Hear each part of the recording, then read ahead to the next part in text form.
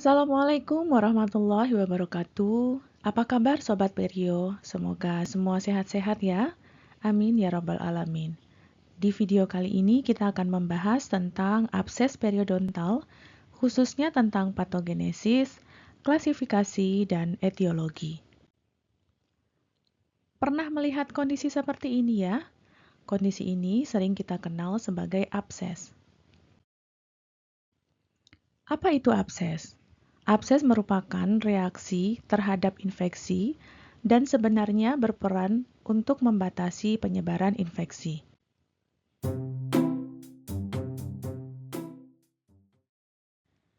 Ya, mari kita lihat bagaimana klasifikasi abses gigi.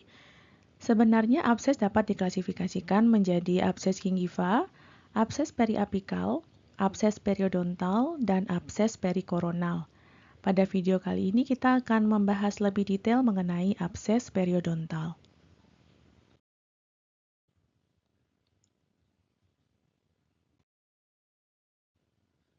Bagaimana proses terjadinya abses periodontal?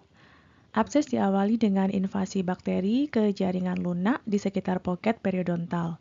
Faktor kemotaktik akan menarik PMN dan diikuti oleh proses pelepasan sitokin sehingga memicu proses inflamasi. Proses inflamasi ini akan menyebabkan destruksi jaringan ikat, enkapsulasi bakteri, dan produksi pus atau nanah. Berikut adalah gambaran histologinya. Tampak neutrofil dan limfosit yang mengisi di area inflamasi. Berdasarkan perjalanan penyakit, abses periodontal diklasifikasikan menjadi abses periodontal akut dan kronis. Akut ditandai dengan adanya rasa nyeri dan sakit, serta keluar pus saat ditekan. Sedangkan abses periodontal kronis biasanya asimptomatik atau ada gejala namun ringan dan seringkali terjadi kekambuhan.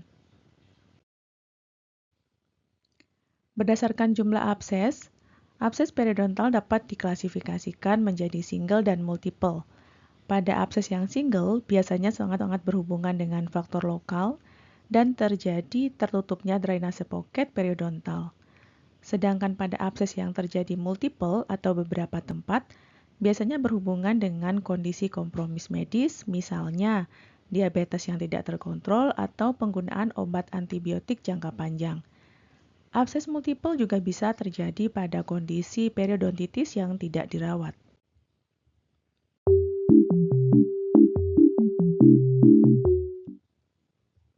Selanjutnya kita akan membahas mengenai etiologi abses periodontal. Secara garis besar, dibagi menjadi dua, yaitu abses periodontal yang pre-existing atau terjadi pada pasien dengan periodontitis, dan yang kedua, abses periodontal yang terjadi pada jaringan periodontal tanpa riwayat periodontitis. Pertama, pada pasien dengan periodontitis, dapat terjadi akibat eksaserbasi akut atau setelah perawatan periodontal. Faktor etiologi eksaserbasi akut contohnya bisa terjadi karena periodontitis yang tidak diobati atau pada kasus periodontitis yang tidak responsif terhadap perawatan. Artinya, walaupun sudah dilakukan perawatan, abses ini tidak sembuh. Selain eksaserbasi akut, abses periodontal juga dapat timbul setelah dilakukan scaling, bedah periodontal maupun pasca diberikan medikasi. Yang kedua, mari kita lihat mengenai etiologi abses periodontal pada pasien tanpa periodontitis. Beberapa hal dapat menyebabkan abses periodontal antara lain impaksi, kebiasaan, atau adanya enlargement, serta perubahan permukaan akar. Impaksi sendiri bisa terdiri dari impaksi makanan, atau adanya karet ortodontik yang terpendam di dalam gingiva, tusuk gigi atau dental floss, serta rubber dam yang terlalu menekan gingiva. Sedangkan faktor kebiasaan yang mempengaruhi biasanya kebiasaan menggigit kawat atau menggigit-gigit kuku, dan yang kedua menggertakkan gigi atau clenching.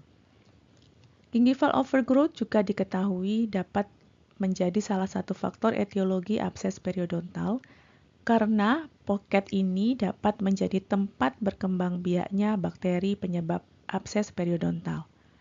Bagaimana dengan perubahan permukaan akar? Kondisi-kondisi perforasi oleh instrumen endodontik, fraktur sementum cervical dan gigi invaginasi atau gigi yang retak dapat memicu terjadinya abses periodontal.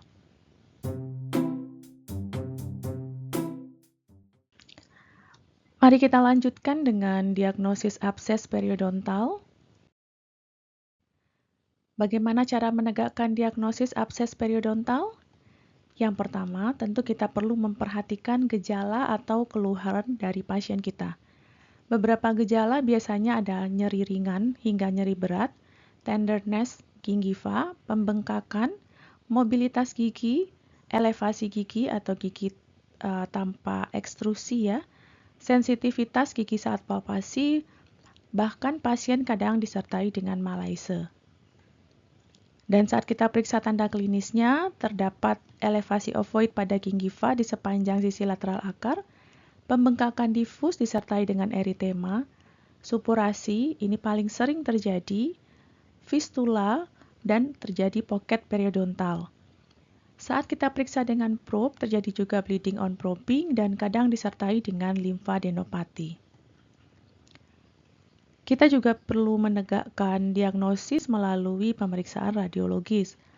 Akan tampak terjadi radiolusensi yang berbatas difus pada dinding pocket periodontal, pelebaran periodontal ligamen, dan tampak kehilangan tulang, baik vertical bone loss maupun defek di area furkasi.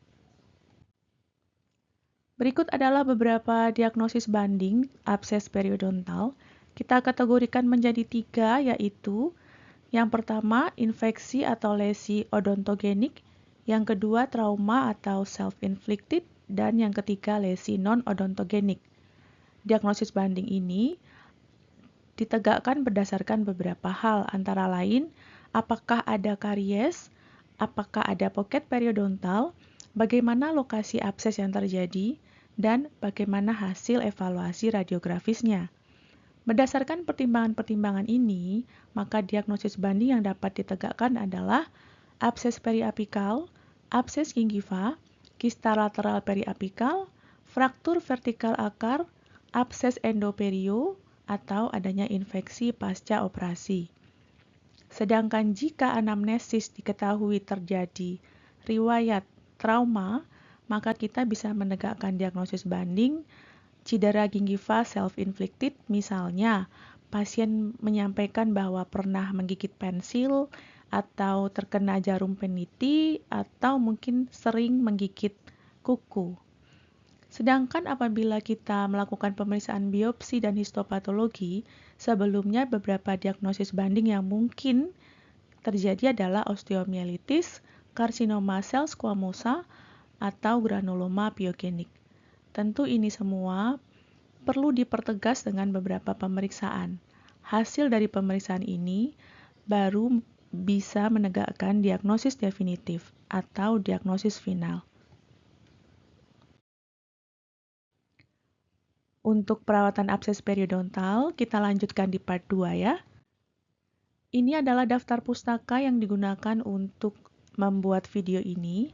Jika Sobat Perio ada pertanyaan, bisa dituliskan di kolom komentar. Terima kasih. Assalamualaikum warahmatullahi wabarakatuh.